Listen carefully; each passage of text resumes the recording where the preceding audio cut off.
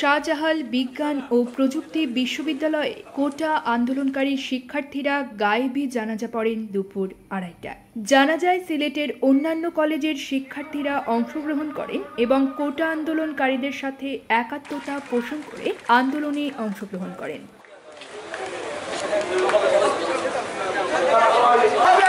ছাত্র জনতা ঐক্যবদ্ধভাবে সকল সন্ত্রাসীদের মোকাবেলা করবে ইনশাআল্লাহ।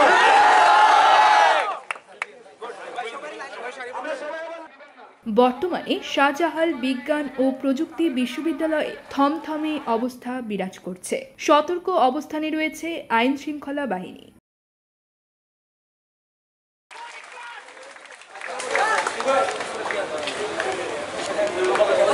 তবে সকালে অনেক শিক্ষার্থী ব্যাগপত্র নিয়ে ক্যাম্পাস থেকে বের হয়ে যান। বিকাল 3টায় আন্দোলনকারীরা ক্যাম্পাসের ভিতরে অবস্থান নিয়ে বিভিন্ন ধরনের স্লোগান দিচ্ছেন। তবে এখন পর্যন্ত কোনো ধরনের সংঘর্ষ বা অপ্রীতিকর ঘটনা ঘটেনি। টার্গেট সেটা বাস্তবায়ন করতে হবে।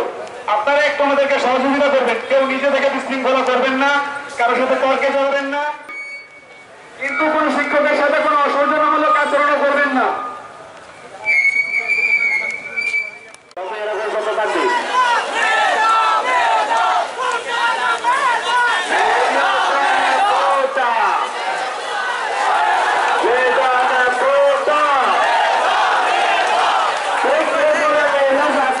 News Desk, Channel 60।